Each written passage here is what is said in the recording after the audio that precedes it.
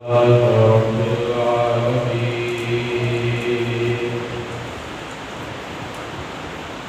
الصلاة والسلام على سيد الأنبياء والمرسلين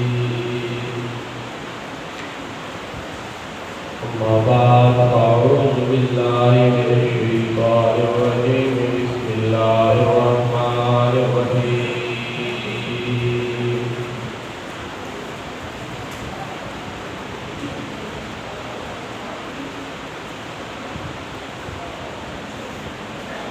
يا أيها الذين آمنوا كتب عليكم الصيام كما كتب على الذين من قبلكم لعلكم تتقون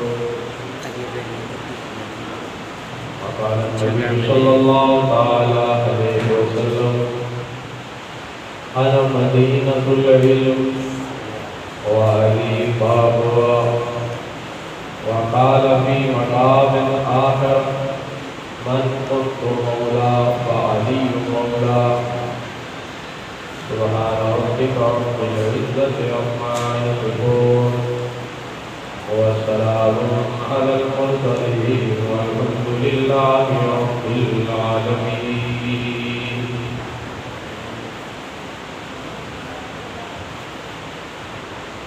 جمعۃ الوداع سن 1442 ہجری کا ہماری زندگیوں سے گزر رہا ہے. اللہ کریم ہمیں بقیہ ایام رمضان کی قدر توفیق نصیب فرمائے. اعمال کا دار و مدار عقائد پر ہے، اس لیے میں جہاں اپنے موارد میں اعمال کی ترغیب دیتا ہوں وہاں عقائد کی بھی بات ضروری سمجھتا ہوں کہ اگر عقائد کی بلڈنگ اور بنیاد ٹیڑھی ہو جائے تو اعمال کے مقصد ہو جایا کرتے ہیں. وقت انتہائی مختصر ہے اور عنوان انتہائی طویل ہے. جیسے آپ کی علم ہے کہ رمضان میں شہید ہونے والے عظیم صحابہ کا تذکرے گزشتہ جمعوں کو آپ کے سامنے پیش کیے. آج کی اس نشست میں حضرت علی المرتضیٰ شیر خدا شہید راہ حق کے واقعات اور آپ کا تذکرہ ایمان کو جلا بخشنے کے لیے پیش کرنے کا ارادہ ہے. اللہ کریم سے دعا ہے کہ اللہ صحیح معنوں میں امت کو حضرت علی کی فضیلت سمجھنے کی توفیق نصیب فرمائے اور ہم سب کو غلط عقائد اور نظریات سے محفوظ فرمائے. ایک بات یاد رکھ لیں کہ خدا کا یعنی اللہ کا جو مقام ہے وہ کوئی آدمی حاصل نہیں کر سکتا چاہے کتنا ہی بڑا کیوں نہ ہو. جو کام اللہ کریم کے ہیں وہ کوئی بندہ نہیں کر سکتا چاہے وہ اپنی عبادت و ریاضت سے بہت بڑا مقام حاصل کرے. نہ کوئی آدمی نبوت کے مقام کو پہنچ سکتا ہے اور نہ ہی کوئی آدمی عبادت اور ریاضت سے اللہ کے مقام کو پہنچ سکتا ہے. اور ساری جتنے بھی نبی ہیں وہ سارے عبادت اور ریاضت میں لگ جائیں تو وہ بھی اللہ کے کام اور مقام کو نہیں پہنچ سکتے. اس لیے ہمیں اپنے عقائد کا ترازو درست رکھنا ہے. جب ہمارے عقائد کا ترازو درست ہوگا پھر ہم شخصیات کو تو سمجھیں گے لیکن ہمارا ایمان خراب نہیں ہوگا. لیکن اگر ہم اپنے عقائد کی بنیاد غلط رکھیں گے پھر شخصیات کے معیار کو پرکھیں گے تو ہم ایمان کے اعتبار سے گمراہ ہو جائیں گے. ہمارا عقیدہ غلط ہو جائے گا اور عقیدہ غلط ہو گیا تو پھر آخرت میں جہنم مقدر بن جائے گا. حضرت علی المرتضیٰ شیر خدا فاتح خیبر رضی اللہ تعالیٰ عنہ اپنی شخصیت اور کردار کے اعتبار سے بہت اعلیٰ مقام رکھتے ہیں. میں نے ایک حدیث مبارکہ رسول اللہ صلی اللہ علیہ وسلم کی آپ کے سامنے پیش کی ہے۔ مقام علی بیان کرتے ہوئے اللہ کے نبی ارشاد فرماتے ہیں انا مدینۃ العلم و علی بابھا، فرمایا لوگوں میں علم کا شہر ہوں، لوگوں میں محمد علم کا شہر ہوں اور شہر کا دروازہ علی ہے۔ انا مدینۃ العلم و علی بابھا، میں محمد علم کا شہر ہوں اور علی علم کا دروازہ ہے۔ جو شہر میں آنا چاہے اسے دروازے سے ہو کے آنا پڑتا ہے، اس لیے دروازے کا نام علی رکھا کہ جو شہر میں آنا چاہے وہ علی سے ہو کر کے آئے، جسے علم چاہیے وہ علی کو لے کر کے آئے، جسے نور نبوت چاہیے وہ در علی سے پھر کے آئے، جسے پیغام نبوت چاہیے وہ حضرت علی کی محبت لے کر کے آئے۔ اس لیے کہ میں شہر علم ہوں، میرا دروازہ علی ہے۔ اب جس کو شہر میں داخل ہونا ہے اسے علی سے پوچھ کر آنا پڑے گا، اس لیے کہ دروازہ کھلے گا تو وہ شہر میں داخل ہوگا۔ فرمایا میں علم کا شہر ہوں تو دروازہ علم کا علی ہے۔ اب جو بھی آنا چاہے وہ در علی سے ہو کر کے اندر آئے۔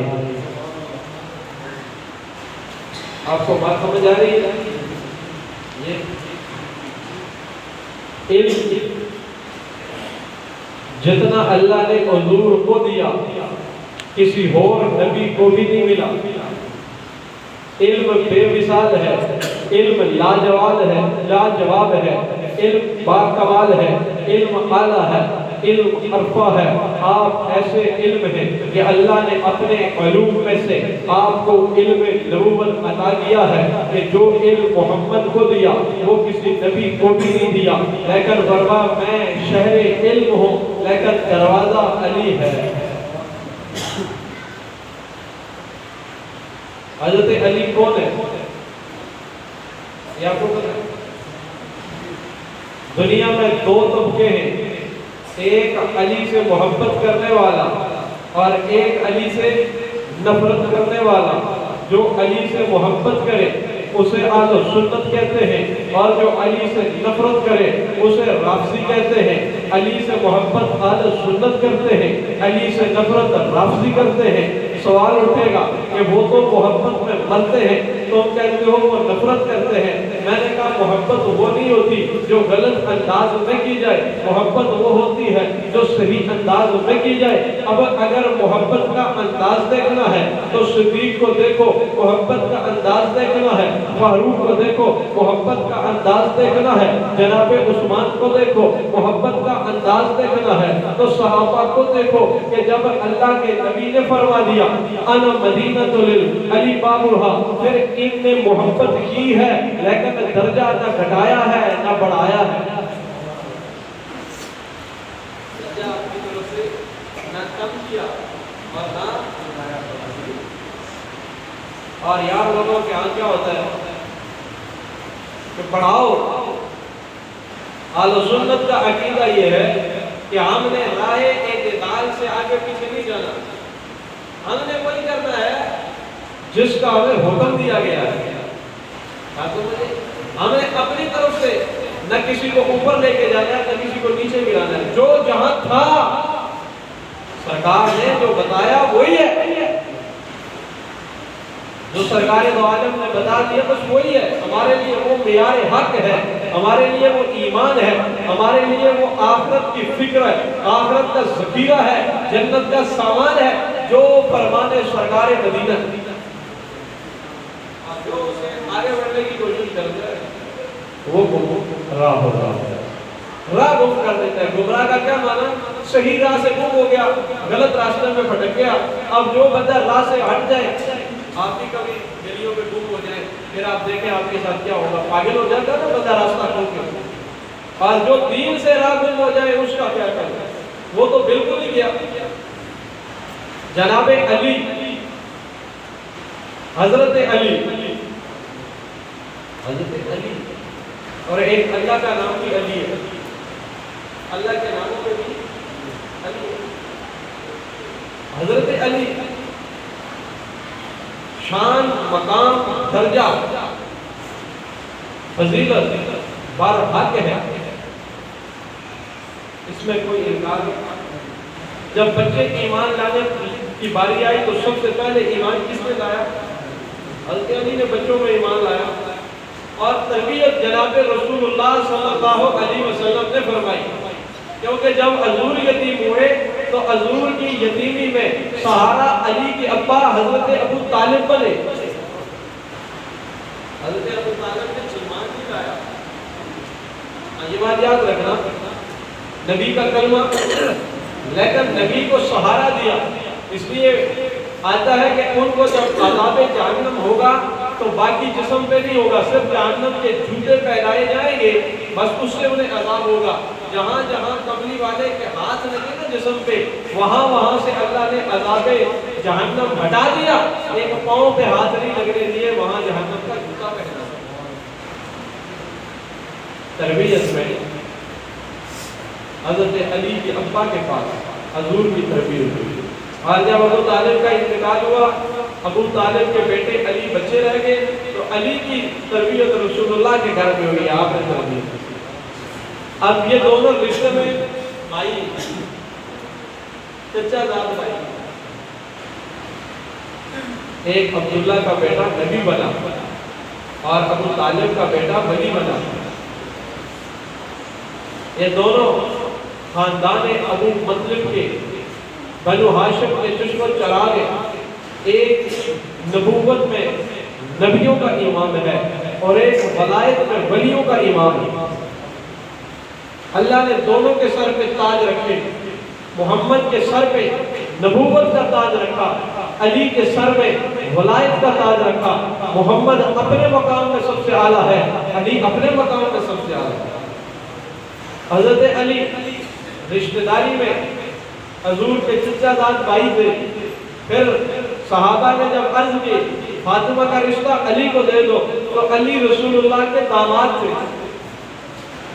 اب علی کے گھر میں حضور کی سب سے لاڈلی بیٹی، سب سے پیاری بیٹی، عورتوں کی جنت میں سردار بیٹی، سرداروں کی سردار بیٹی، سیدہ فاطمہ تابعدار بیٹی، یہ ہے نکاح علی میں، جس کا نکاح اللہ کے نبی نے جناب علی سے کروایا، اور علی کے نکاح میں خرچہ صحابہ نے لگایا، اور علی کو دلہا بنا کے پیغمبر کے گھر میں لایا، پھر فاطمہ کو اٹھا کر علی کے گھر میں بسایا۔ یوں یہ رشتہ پائے تکمیل تک پیغمبر کے گھر میں صحابہ نے رشتہ بنا۔ اب علم کتنا ہے نا علی کے پاس، کیونکہ صحبت میں وقت تو زیادہ گزارا ہے۔ جو آدمی اہل علم کی صحبت میں بیٹھتا ہے، تھوڑا تھوڑا کر کے اس کو علم ملتا رہتا ہے۔ بہت ساری کثرتیں لکھی ہے، بہت فوائد ہیں کہ لوگ جو علماء کی مجلس میں بیٹھتے ہیں انہیں اللہ 8 قسم کی عزتیں عطا فرماتے ہیں، برکتیں عطا فرماتے ہیں۔ ان میں ایک یہ بھی ہے کہ اللہ اس کو طلباء میں شامل فرما لیتے ہیں، اور طلباء و علماء آدمی بھی بیٹھ جائے تو اللہ اسے اس وقت تک جب تک وہ مجلس میں بیٹھا رہتا ہے تو اس کو وہ اجر ملتا ہے جو ایک دین سیکھنے والے طالب علم کو ملتا ہے۔ اور علی تو طالب علم ہے، علی تو علم کا طالب ہے، کیا کچھ سیکھا۔ بچپن کا زمانہ ہے اور حضور کا ارشاد فرمانا ہے، اب بچپن میں کم عمروں میں 2 ایسے عظیم پھول ہیں گلشن نبوت کے، ایک کو عائشہ کہتے ہیں، دوسرے کو علی کہتے ہیں۔ عائشہ نے جلوت کو محفوظ کر لیا، خلوت کو محفوظ کر لیا، اور علی نے جلوت کو محفوظ کر لیا۔ حضرت علی گھر کا، عائشہ کی گھر کی بندی، عمر میں دونوں چھوٹے ہیں، ایک کو ماں کہتے ہیں، دوسرے کو بیٹا کہتے ہیں۔ علی بیٹا ہے، عائشہ ماں ہے، دونوں کے آپس میں نسبت عظیم تر ہے، اس لیے کہ علی کی بیوی فاطمہ الزہرا رشتے میں عائشہ کی بیٹی لگتی ہے، اس سلسلے میں وہ علی کی سانس لگتی ہے۔ تو ماں بیٹا ہوئے کہ نہ ہوئے؟ نسبت مضبوط ہوگی۔ اب ماں ہی ہوتی ہے، ماں نام ہی ایسا ہے کہ وہ چاہے رضائی ماں ہو، چاہے سوتیلی ماں ہو، چاہے سکی ماں ہو، لیکن ماں تو ماں ہی ہوتی ہے نا۔ ماں کا کوئی نعم البدل نہیں ہوتا تو علی بیٹا ہے، عائشہ ماں ہے۔ حضرت علی علم نبوت سیکھتے ہیں اور اتنا علم حاصل کیا کہ سرکار نے فرمایا شہر علم قائم ہو چکا ہے۔ دنیا کے جتنے بھی علوم ہیں کوئی ایسا علم نہیں ہے کہ جس کا احاطہ اللہ نے قرآن میں نہ کیا ہو۔ جتنے بھی علوم ہیں وہ اللہ نے قرآن میں جمع کر دیے اور قرآن میں جمع کر کے نبوت کے سینہ اطہر پر نازل کر دیے۔ اب پیغمبر نے اپنی لاکھوں حدیث مبارکہ بیان کر کے صحابہ کو تفسیر علم کر دی۔ اب اس میں سب سے زیادہ جو علم سیکھنے والا ہے وہ سیدنا علی المرتضیٰ ہے، جسے اللہ کے نبی نے علم کا باب دروازہ کہہ دیا کہ شہر علم کا دروازہ علی ہے۔ اسی لیے تو عمر نے کہا تھا علی اگر تو نہ ہوتا تو عمر ہلاک ہو جاتا۔ حضرت عمر کو ایک مسئلہ پیش آیا اور رائے حضرت علی نے دی۔ عمر تڑپ اٹھے، فرمایا علی اگر تو نہ ہوتا تو آج عمر ہلاک ہو جاتا۔ تیرا وہ علم ہے جس علم نے عمر کو غلط فیصلہ کرنے سے محفوظ کر دیا۔ اب سمجھو کہ حضرت علی کا کتنا بڑا علم ہے، کتنی بڑی شان ہے، کتنا بڑا مقام ہے کہ اللہ کے نبی نے آپ کو علم کا دروازہ کہا۔ اور دوسری حدیث مبارکہ جہاں مغالطہ لگتا ہے اہل سنت کو، میں نے پڑھی آپ کے سامنے، من کنت مولا فعلی مولا۔ یہ ملنگ طبقہ یہ حدیث بہت پڑھتا ہے، ملنگوں کے ہاں یہ بہت رائج ہے اور پھر وہ علی مولا کے نعرے لگاتے ہیں، اور ہمارے اہل سنت بھی علی مولا کے نعرے لگاتے ہیں۔ اب یہ علی مولا کیا ہے؟ مولا کس کو کہتے ہیں؟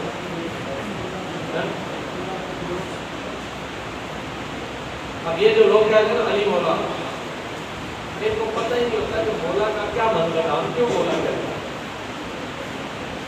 لفظ مولا آپ گاڑیوں پہ رہتے ہیں، اہل سنت کی گاڑی پہ اسپیکر لگا ہوگا علی مولا، دکان پہ لگا ہوگا، گھر میں لگا ہوگا، نعرہ لگ رہا ہوگا علی مولا۔ بہت کچھ کہتے ہیں، زمین کے بعد فلک مولا، علی مولا، علی مولا۔ پھر ہمارے سنی بھی کہتے ہیں علی مولا، ذرا کھینچ کے پڑھتے ہیں، یہ سمجھتے ہیں پتہ نہیں ہم کو کوئی نیکی کا کام کر رہے ہیں، پتہ ہی نہیں ہے، کبھی اپنے علماء سے پوچھا ہی نہیں ہے کہ مولا کا معنی کیا ہے اور ہم کس درجے میں کہہ رہے ہیں، اور یہ دشمن دین جو مولا کی تشریح ہمیں سمجھا رہا ہے وہ کس درجے میں سمجھا رہا ہے۔ یہ حدیث مبارکہ موجود ہے رسول اللہ صلی اللہ علیہ وسلم کی، آپ نے ارشاد فرمایا من کنت مولا فہذا علی مولا، میں جس کا مولا ہوں اس کا علی مولا ہے۔ یہ حدیث موجود ہے، حدیث غلط نہیں ہے، لیکن حدیث ہر بندے کی سمجھ میں نہیں آتی ہے، حدیث رسول اللہ کی ہے، لیکن سمجھنے والے آگے اپنی مرضی کی تشریحات کرتے ہیں، اور جب اپنی مرضی کی تشریح ہوگی تو پھر اپنی مرضی کے فیصلے ہوگے، ہدایت ہو یا گمراہی ہو یہ پتہ نہیں چلے۔ اسی لیے کہتے ہیں کہ جمہور اہل سنت کا جو مسلک ہے اس پر قائم رہو، اپنی خواہشات اور اپنی رائے دین میں نہ لاؤ۔ جب تم اپنی رائے لاتے ہو تو واللہ تم گمراہ ہو جاتے ہو، پھر گمراہی سے تمہیں کوئی نہیں روک سکتا کہ ہمارا دل یوں کہتا ہے، ہماری خواہش یوں ہے، میرے خیال میں یوں ہے۔ یہ سب شیطانی وسوسے ہیں، قرآن اور حدیث اور دین کے معاملے میں اپنی رائے نہیں چلتی۔ اور اس طرح جو پڑھتے ہیں نا صرف حدیث مبارکہ انہیں بھی سمجھ نہیں آتی، اس لیے کسی شاعر نے کہا یہ عشق جو پڑھتا ہے بخاری اسے آتا ہے بخار، آتی نہیں بخاری۔ جو بے عشق محمد پڑھتا ہے بخاری اسے آتا ہے بخار، آتی نہیں بخاری۔ وہ اپنی مرضی سے پڑھتا ہے، اب اسے کیا پتا حدیث کے مفہوم کیا ہے، اسے کیا پتا حدیث کیسے سمجھی جاتی ہے، اسے کیا پتا حدیث کے راوی کون ہے، اسے کیا پتا یہ حدیث کس درجے کی ہے۔ اس لیے حدیثوں کو مذاق مت سمجھو کہ یہ حدیث میں یہ آیا ہے، جیسے مذاق ہے۔ حدیث کا اتنا بڑا مقام ہے، امام مالک رحمت اللہ تعالیٰ نے حدیث کا درس دیتے ہیں اور آپ کی کمر پہ بچھو کاٹ رہا ہے. مقام حدیث دیکھو، مقام حدیث، مقام قرآن، مقام دین، مذاق نہ بناؤ. امام مالک درس حدیث دیتے اور کمر کو بچھو کاٹ رہا ہے. بچھو کاٹتا رہا لیکن مالک نے حرکت نہیں کی. حدیث مبارکہ ختم ہوئی تو کمر پہ دیکھا تو کئی جگہ سے بچھو کاٹ چکا. یہ علم ہے، اس کی توہین نہیں ہونی چاہیے. جہاں قرآن پڑھا جائے وہاں سارے خاموش ہو جائیں. قرآن جب پڑھا جاتا ہے پھر اللہ نے بتا دیا اب بولنا نہیں ہے، قرآن کو سننا فرض ہے تمہارے لیے. اور جہاں حدیث مبارکہ پڑھی جائے وہاں بھی خاموشی اختیار کرو. تمہیں اس کا علم نہیں ہے کہ حدیث کتنی اونچی شان والی ہے. محدثین نے ایک ایک حدیث حاصل کرنے کے لیے کئی دنوں کے سفر کیے ہیں اور پھر جا کر ایک حدیث اکٹھی کی. لاکھوں کلومیٹر دور تک اس لیے سفر ہوئے کہ سنا کہ فلاں آدمی کے پاس رسول اللہ صلی اللہ علیہ وسلم کی یہ حدیث موجود ہے. پھر وہاں سے سنی، پتہ چلا فلاں کے پاس کیا، پھر تصدیق کرنے کے لیے وہاں تک پہنچے اور پھر یہ ذخیرہ جمع کیا. اس ذخیرے سے لوگ مذاق کر رہے ہیں. اب یہ بھی مذاق کرتے ہیں علی مولا، تو بھائی ہم بھی کہتے ہیں علی مولا. مولا کا معنی دوست ہوتا ہے. کیا مطلب ہے؟ صحابہ اکرام ایک جنگ میں گئے، حضرت علی امیر لشکر تھے. تو حضرت علی کے کچھ فیصلے ایسے تھے جنہیں صحابہ کو اختلاف ہو گیا. ان فیصلوں کا اعتراض ہو گیا تو بحث چل پڑی. مقدمہ رسول اللہ صلی اللہ علیہ وسلم کی عدالت میں آیا تو اس موقع پر اللہ کے نبی نے فرمایا من کنت مولا فعلی مولا، کہ میں جس کا جو مجھے محبت کرتا ہے وہ علی سے بھی محبت کرے. من کنت مولا، جس کا میں مولا ہوں فعلی مولا، اس کا علی بھی مولا ہے. لہذا جو میری بات سمجھتا ہے مانتا ہے وہ علی کی بات بھی مانے. یہ اتھارٹی لیٹر میں علی کو دے رہا ہوں. جو فیصلہ جس سے تمہیں اختلاف ہوا ہے اسے اختلاف نہیں کرنا چاہیے، بلکہ علی کا فیصلہ تمہارے لیے لازم ہے تو مانو اس کو کہ علی نے جو کہا ہے وہ درست کہا ہے. تمہارا اختلاف اپنی جگہ لیکن علی کا فیصلہ درست. یہ حدیث مبارکہ رسول اللہ نے اس زمانے میں عطا کی. اب یہاں سے وہ آ کر خلافت پر حجت شروع کر دیتا ہے. اس کا خلافت سے کوئی تعلق نہیں ہے اور نہ ہی علی مشکل کشا ہے، نہ ہی علی حاجت روا ہے، نہ ہی علی خدا ہے، بلکہ علی اولیاء میں صحابہ میں سب سے اعلیٰ شان رکھنے والا ایک عظیم انسان ہے. اور انسان ہونے کے ناطے ان کی خصوصیات یہ ہے کہ جو عام انسانوں میں ہوتی ہیں لیکن اللہ کے چنیدہ انسان ہیں جنہیں اللہ نے ولایت کا تاج ان کے سر پہ رکھ کے انہیں اعلیٰ و بالا کر دیا ہے. اب اس سے یہ نہیں ہے کہ ہم حضرت علی کو خدا بنا لیں، علی کو مشکل کشا بنا لیں، بلکہ علی پر خود جب مشکلیں آتی ہیں تو علی پھر بھی سجدے میں سر رکھ کے کیا کہتا ہے؟ سبحان ربی الاعلی. بات سمجھ آ رہی کہ نہیں آ رہی؟ اب کیا ٹھیک ہے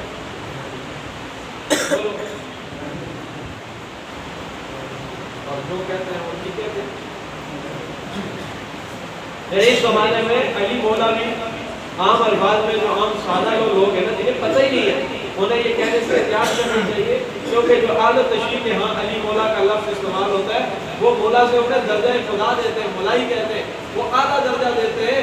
اور ان کی کتابوں میں بہت کچھ لکھا ہے، تفصیل کا وقت نہیں ہے، لیکن در حقیقت انہوں نے اس یہودی عبداللہ بن سبا کے عقائد کو پروان چڑھایا ہے جس نے سب سے پہلے علی کو خدا بنانے کی کوشش کی ہے. اور اس نے یہ عقیدہ بنایا تھا کہ علی خدا ہے اور اسی نے یہ عقیدہ گھڑا تھا جو آج تک روافض کے ہاں رائج ہے اور اسی پر اعلیٰ تشریح چل رہے ہیں اور وہ پھر اسی ترتیب پر اعلیٰ سنت میں اس کو رائج کرتے ہیں. اور ہمارے اعلیٰ سنت بھی اتنے سادہ ہیں کہ وہ بھی ان کی بات کو لے لیتے ہیں. کبھی پتہ ہی نہیں ہے کہ علی کون ہے، یہ پتہ ہی نہیں ہوتا، بس ادھر سے سنا بس نعرہ لگا دیا جی علی مولا. تو بھائی اللہ مولا کیوں نہیں کہتے ہو؟ کیا اللہ تمہارا دوست نہیں ہے؟ کبھی کہا اللہ مولا؟ اٹھتے بیٹھتے یا اللہ بولو، یا اونچا بولو یا اللہ. اور جب مدد میں آ جاؤ ہر جگہ دیکھو تو پھر کیا کہو؟ یا اللہ مدد. اونچی آواز کہو یا اللہ، یہ ہر بوڑھا، ہر جوان، ہر بچہ یہ اس کا نعرہ ہونا چاہیے، جب بھی اسے ضرورت پڑے اٹھتے بیٹھتے